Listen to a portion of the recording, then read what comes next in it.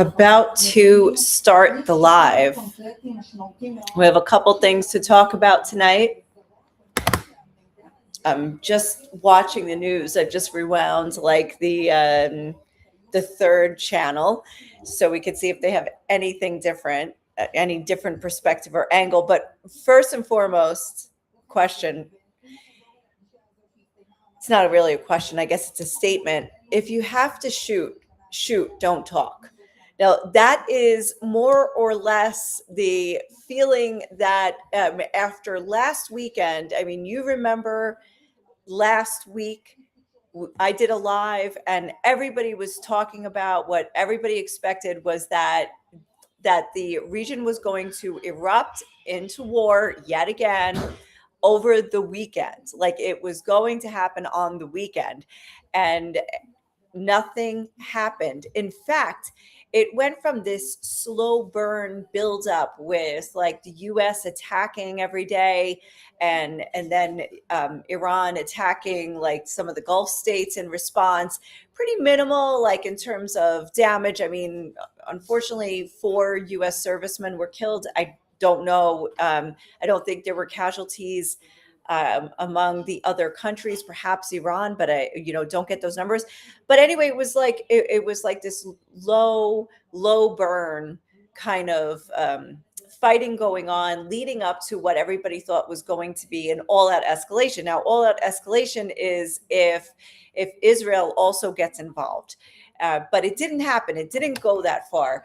So what? How did it fizzle? How did it go from the U.S. attacking every single night for 13 nights in a row, building up stronger and stronger, each attack stronger than the previous one, to suddenly they just shut it off entirely? In fact, the day we expected to wake up to attacks all around the region, on Saturday morning, we woke up to the news that it was the first night the U.S. didn't attack in 13 days. So what happened? Who put on the brakes and why? So we're going to talk a little bit about that. And also, why is Israeli Prime Minister Benjamin Netanyahu in the White House right now for his record 8th time? This is like a record among world leaders for Trump's second term. He's been to the White House 8 times, or at least has met with Trump 8 times. And that is no other world leader has had that many meetings. Now, so what exactly were they talking about? And what's on the card? Does this mean that something is on the cards and they had to meet in person? Or is it simply that Netanyahu said, hey, I'm going to go to Lindsey Graham's funeral. And so Trump said, hey, while you're there, why don't you just stop by the White House? I mean, no, the answer to that is no. All right. We're also going to talk a little bit about Ukraine. How are they now in the Iran context? Where did Ukraine come from? And also Syria, because kind of dawned on me today. I haven't fully developed this theory yet, but why, I keep asking, like, why is the U.S. giving so much credibility to this current Syrian government? We know that the Syrian leader has a terrorist past. And so, and so far the army has gone through like slaughtering different ethnic groups. So the question is like, why trust them? But now I just heard like one bit of news tonight that made me think, okay, I think I know why. So anyway, all right. So basically, the question here is going on here. If you have to shoot, don't talk, because all that has been going on is talk about the escalation. And then instead of any of it, it's all off the cards. So not only is what do you call it? The attack like that was supposed to be last weekend. Now it looks like it's even like receded, like there's not even close to that. But now apparently they are talking yet again. So US and Iran back to talks, according to President Trump. And according to, I've seen like news, like there's Omani negotiators, there's the Pakistanis involved. So there's something going on behind the scenes. Anyway, so what, you know, don't know. Don't know what is going to be with all of this.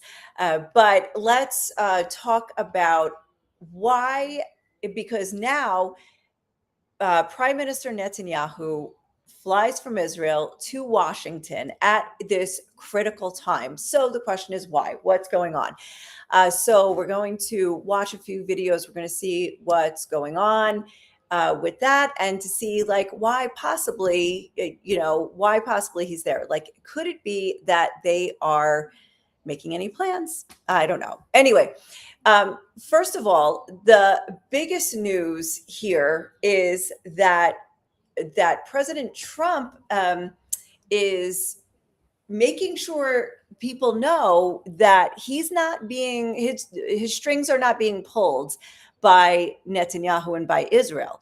It seemed very important for him to say that. So we're going to watch a video. He did an interview with Fox News, and it's very, very interesting what he had to say about that. So we'll break it down after. But I just want to shout out to Carol and John and to Kim. And I'm glad you're catching this live. That's awesome. All right. So now let us start with the video of Trump on Fox News. Okay. Let me get to the tab. All right. So here you go. This is President Trump on audio. You say that Iran will not have a nuclear weapon. There are reports now that Netanyahu is going to talk to you about ongoing excavation at Pickaxe Mountain, construction vehicles entering and exiting tunnels, paving new access roads. Satellite imagery and intel indicates that Iran is actively constructing and fortifying Pickaxe Mountain. How will we respond? Well, I don't need Bibi to tell me that. Bibi's telling me that because he wants me to stay involved. I mean, I don't necessarily. We have the finest, because of Space Force, we have the greatest cameras in the world focused on. We know exactly what's going on. But, no, I heard Bibi announce that. I said, why don't you just tell it to me? Why do you have to announce it to the world? I know exactly what's going on at Pickaxe. It's not a big problem. We took out their nuclear sites, and we'll have to take out Pickaxe if we don't make a deal. If we don't make a deal, we'll take it out very easily. You say. Okay, so this is interesting and really speaks to the tensions that are going on and that have gone on between the US and Israel, and also the analysts of the two, just talking about that. Who's pushing who into war? I mean, is Trump leading the way into the war, or many people have blamed Israel for feeding the US intelligence that would convince them that they should go to war? So you see President Trump here, first of all, like scolding Netanyahu for, I don't know why he had to say that to the cameras. Why didn't he just tell me personally? And he's talking about the Israeli intelligence that says that, this Pickaxe Mountain, which why in the last couple of months, and even there was a round of war last year, why have we not heard of Pickaxe Mountain before? How did this just become big right now? I have another question. How did the U.S. not know that they were running low on weaponry? You're running a war, you're sending all your assets to the region, and then suddenly it's like, oh, well, we have to pause because we've got to restock. Like, isn't that the kind of thing going into it? I mean, I would hope, like, if you go into a store, you usually know I've got this much money to spend. I mean, I would think if you're going into like a war, you would know. So anyway, I'm not sure I necessarily buy that. I mean, I guess it would make sense that they've depleted their supply, but then the question would be, why are you still fighting? Or why did you, like, how did you not know that? Like, how did you not know? Like, you would have to know that. But here, this is So Netanyahu, Trump expressed a little bit of disappointment in Netanyahu right here, just saying like, hey, and by the way, the U.S. intelligence shows we got satellites there too. We know. So anyway, so this tension is actually ongoing.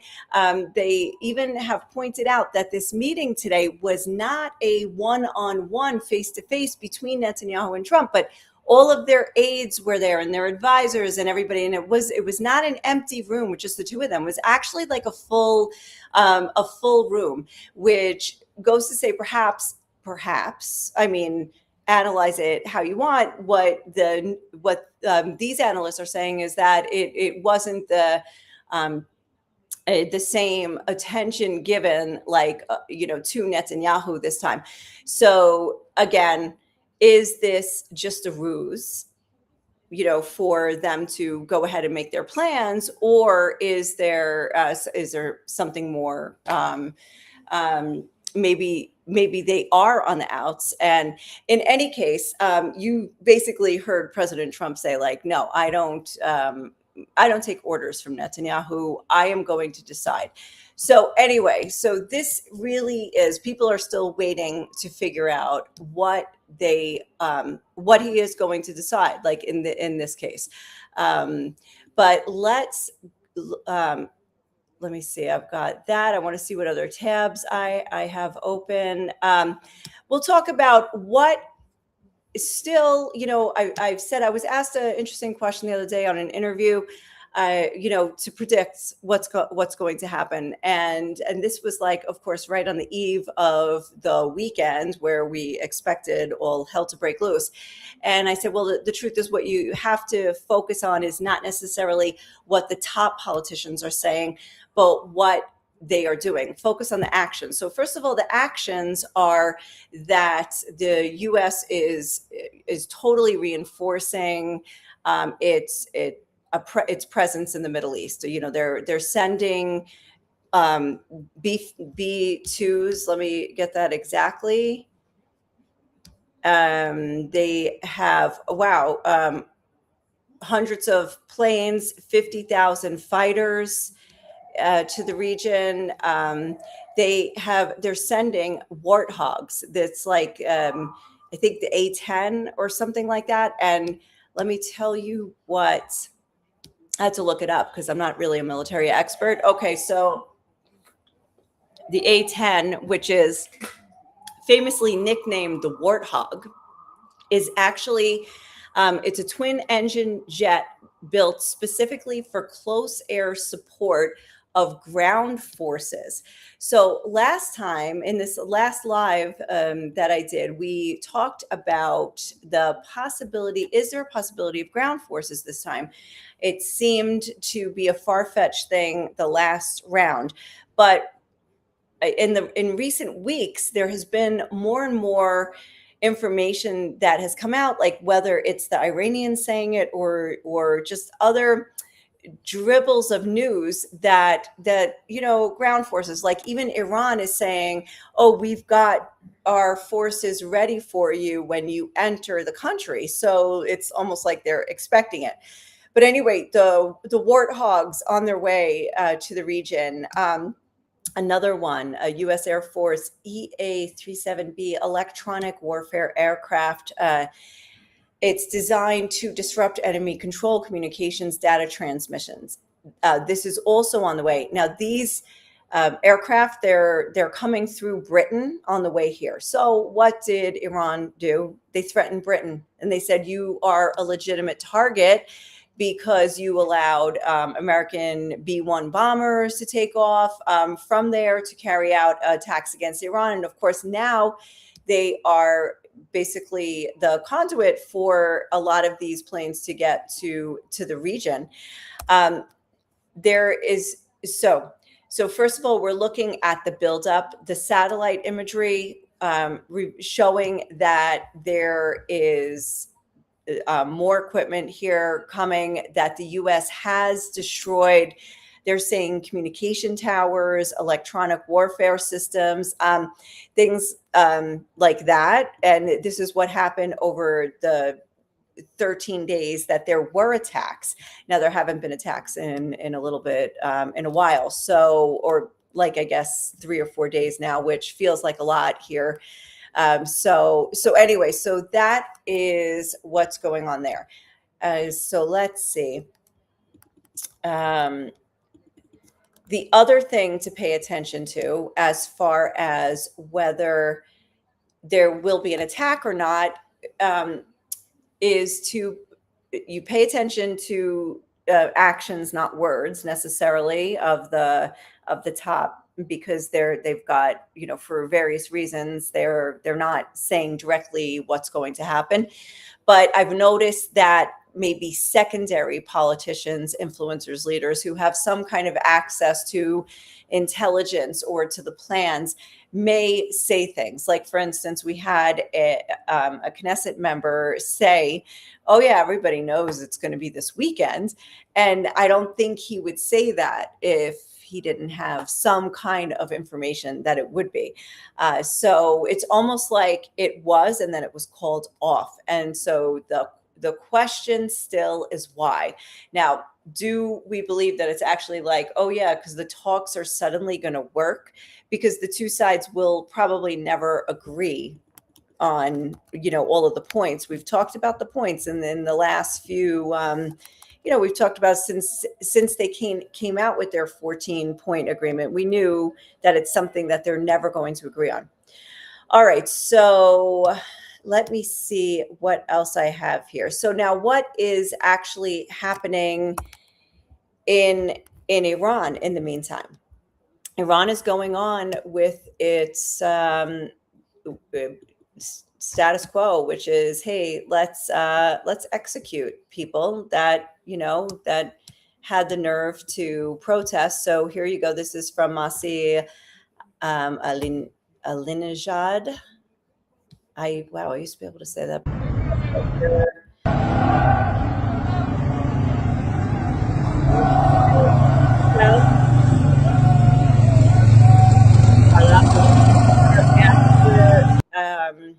After they executed, they hung in public 3 victims, three Iranians that they arrested from the protests. So this was in Isfahan, and they actually hung them in public. Can you imagine? Here is the picture of the 3 that were killed, that were executed. And so Iran is back to business as usual. So let's see what the people are doing about it, because I have been hearing reports of protests. So here are some of the reports. Okay.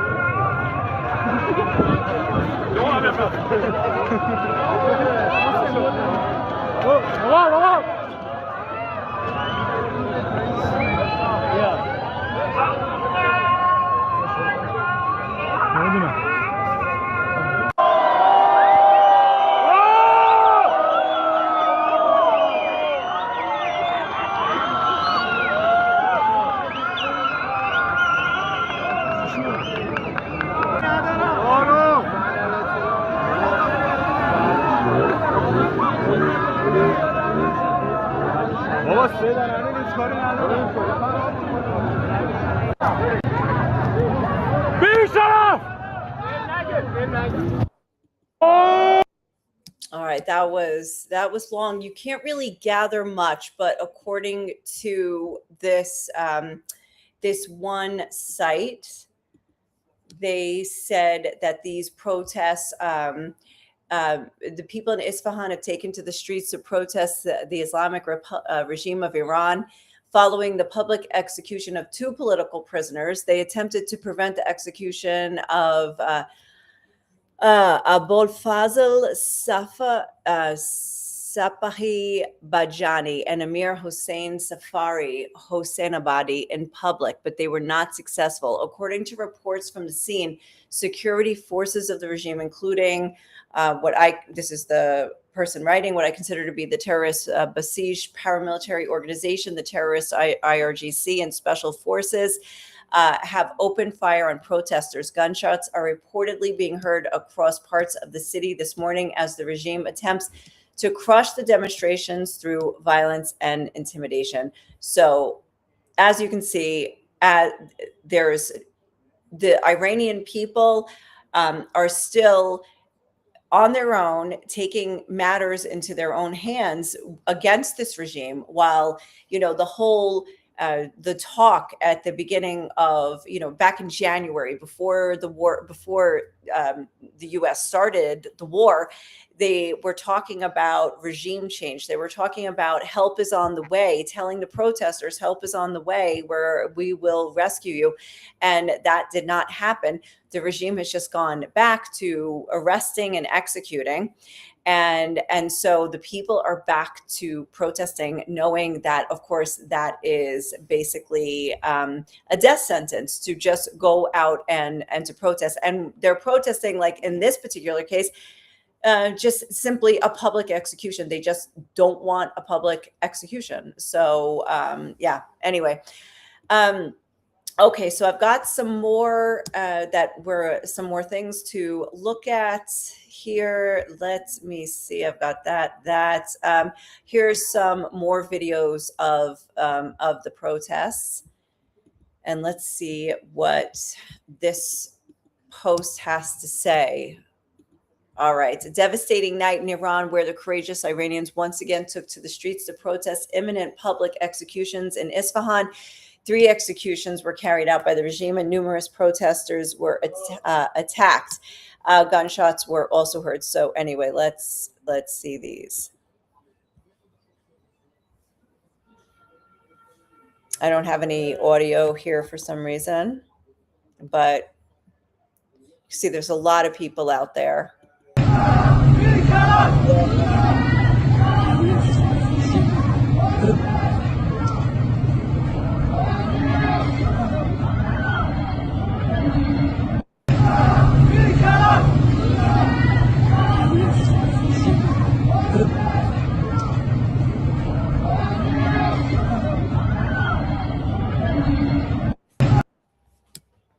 All right. So anyway, it looks like if you're in Iran, you've just got to do it on your own. They're just gonna they realize help is not on the way, so they are just out there protesting. And while everybody else is still talking about whether or not there will be attack or how the attack will unfold or whatever, the people are out there protesting. All right, so a couple more things we're going to talk about, like Ukraine. So this is very interesting. Just today, while Netanyahu was meeting with President Trump in the White House, you know who else? Zelensky, the president of Ukraine, was again in the White House. And I think the timing is very interesting because lately Zelensky said, we have identified that Russian satellites are helping Tehran attack in the Middle East. So now this comes out, and then, Russia also responded to that. And wait, where is the Russian response? I don't know. Do I have it here? Let me see. Oh my gosh, I don't have it right here. But Ukraine has been helping. No, I don't have it. I probably deleted it in my quest to like downsize the notes. But anyway, very interesting that Ukraine is maybe helping with drones and also helping with some kind of intelligence that they say they have, that they see that Russian satellites are working to help Iran. So he's at the White House as well. So I don't know if that means that he is going to be more into it and Ukraine is going to be more into it. I did notice that toward the end of the last round, that Ukraine was way more involved in it. Somehow it just kept coming up. The country's name kept coming up. So it'll be interesting to see. There's always, the timing is, I think it's almost never a coincidence. So the fact that he's there, the fact that Netanyahu's there, and the fact that they both met with Trump back to back. So anyway, there is a statement right now that just came out from Netanyahu. So let me just read that.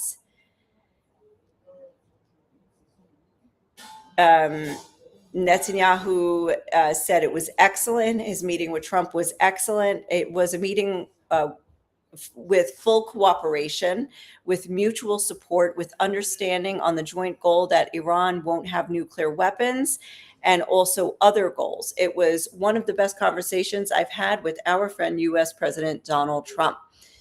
He also says it was an opportunity to exchange ideas and also to coordinate on things that are important for security and for the future of Israel. Okay, so he is putting a very positive spin on that. Okay, so last but not least, I wanted just to talk about Syria because well, I mean, it's when I say Syria, I'm like, oh yeah, Syria, Lebanon. Syria, Saudi Arabia, Lebanon. Anyway, there's a lot going on. And we talked about how the deal with Iran, the ceasefire, the first point of the ceasefire that was signed back in April was about Lebanon. And it was about Israel withdrawing and, the fighting had to stop and whatever. And so now there's a whole also there's negotiations going on between Lebanon and Israel, and though those are positive, the sticking point is Hezbollah, and Hezbollah in Lebanon holds a lot of power and a lot of weapons. And now what's happening is the U.S., the Israeli military is withdrawing from certain towns that they have took over during the round of this fighting, and the Lebanese army is moving in, and it's all in an effort to uproot and get Hezbollah out, but also to then disarm Hezbollah. Now, Trump has floated the idea several times to say that Syria, not Israel, should go and disarm Hezbollah. Now, Syria, I spoke about this a little bit in the beginning. This is the new president has a terrorist background. His army has gone through the country, like marauding through villages and slaughtering different minority groups or ethnic groups around the country, like the Druze, the Alawites. And so how, I always thought, how could you actually trust this, such a mission to them to go do this? Now, first of all, just the sheer bloodshed that would happen, because Hezbollah and the Syrian rebels, which are now the Syrian army, absolutely hate each other. That during the time when under Assad, when the rebels were trying to take over and the civil war was going on in Syria, Hezbollah was with Assad and against the rebels, and now what's happened now that the rebels are in charge, Hezbollah has basically been cut off from Syria entirely, and meaning they're also cut off from Iran geographically, and they're just in Lebanon. Now, sending the Syrian army to take care of Hezbollah, first of all, though they are largely based in southern Lebanon, it would be hard to just maybe isolate them in one place. So they're probably also woven into the fabric of Lebanese society. So it could get extremely dangerous. But anyway, I always thought that's really crazy. Why would why would that even be suggested? And then we're talking about Saudi Arabia, and I'm going to show you the map because I think that always explains the geography explains the all the considerations. So let me see. Let's go to Saudi Arabia. So Saudi Arabia has been in the news lately, with talking about whether they're going to get a nuclear weapon, a deal they made with Trump. But then Trump said, but then you need to be part of the Abraham Accords. You need to normalize relations with Israel. So that now is on the back burner. Nobody's saying anything about that because it seems maybe it wasn't 100% agreed upon. The other thing is you've got Saudi Arabia flaring up with the Houthis in Yemen. So there is, and also the Houthis are still blocking this strait here, the Bab el-Mandab Strait. So Saudi can't get out. Like the Saudis can't get out here on the east side because the Strait of Hormuz is blocked, and they can't get out on the west side because that strait is blocked. So you've got two of the straits are blocked. So so they're stuck. So then I heard that they're talking about how that since Saudi Arabia can't get out, how would they be able to? And now they are reviving talk about a plan that would create a land system, like a land rail system. So here's Saudi Arabia, that would go from Saudi Arabia through Jordan, through Syria, and to Turkey. And I thought, oh my gosh, that is why the West needs Syria, because they need to be able to get this access to Saudi Arabia, or for Saudi Arabia to other countries. Like imagine if they could do trade with Turkey, which is like right here. And then they would also be able to get out to ports in the Mediterranean Sea. So they would no longer be stuck here and stuck on both sides by the blockades by the Iranians and by the Houthis. They would have land access. And so that means that Trump has to align, and whoever else is going to decide to work on this has to align Saudi Arabia with Syria and with Turkey. So all of them have to then be on the same page. So anyway, I found that extremely interesting, that this could be why Trump is so reliant upon Syria and Jolani, the leader there, to like have diplomatic ties with the US. Also, he's pushing ties somewhat with Israel. That's a whole other story.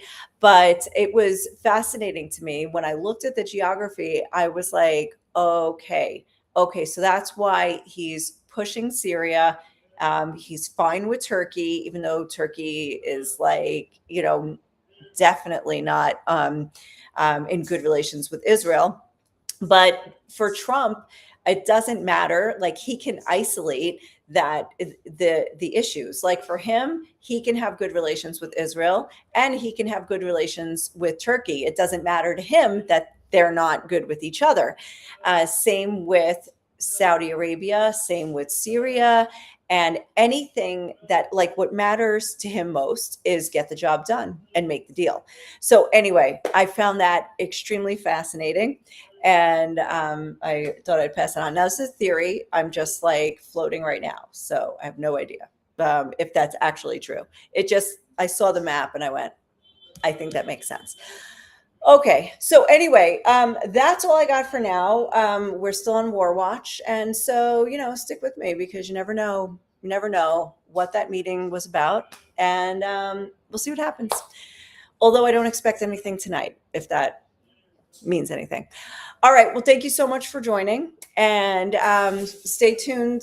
Subscribe and like and share if you got anything out of this. But anyway, thank you very much. Ciao.